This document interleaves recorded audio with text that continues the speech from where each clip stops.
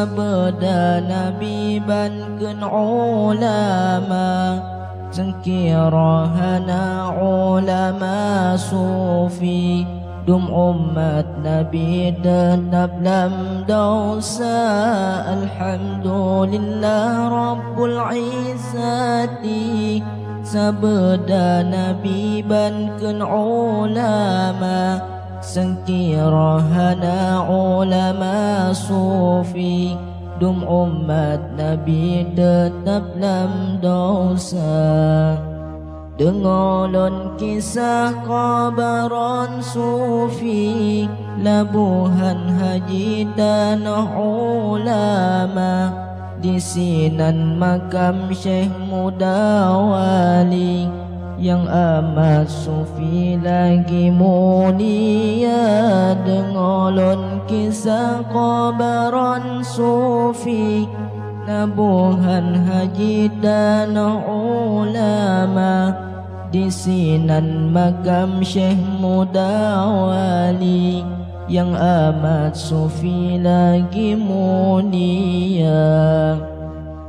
Ba'dun 17 gobnyan kalahi tumakatan de ba'dun 60 bak bulan Syawal po 2 hari 9 hari urus Selasa. Ba'dun 17 gobnyan kalahi tumakatan de ba'dun 60 bak bulan Syawal po 2 hari 9 hari urus Selasa. Alhamdulillah Rabbul Izzati sabda Nabi bankeun ulama sengkirahana ulama sufi dum umat Nabi tetap dalam dosa. Alhamdulillah Rabbul Izzati sabda Nabi bankeun ulama sengkirahana ulama sufi dum umat Nabi tetap dalam dosa.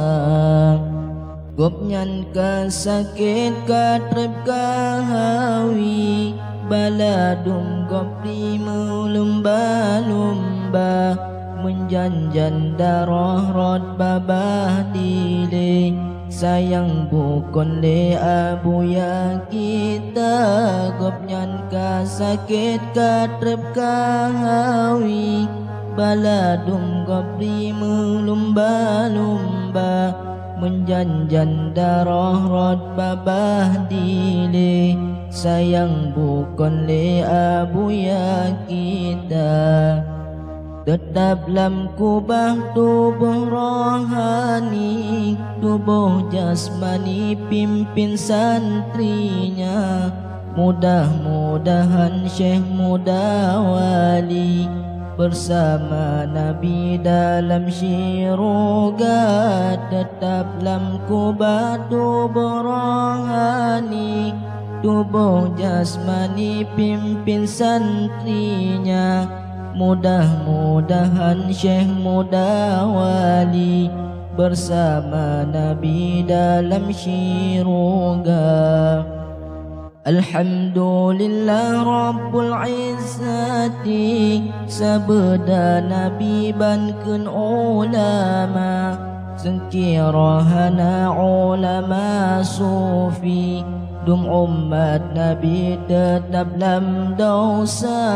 Alhamdulillah Rabbul Izzati sabda Nabi bankeun ulama sengkirahana ulama sufi dum umat Nabi tetap dalam dosa. Dum umat Nabi tetap dalam dosa.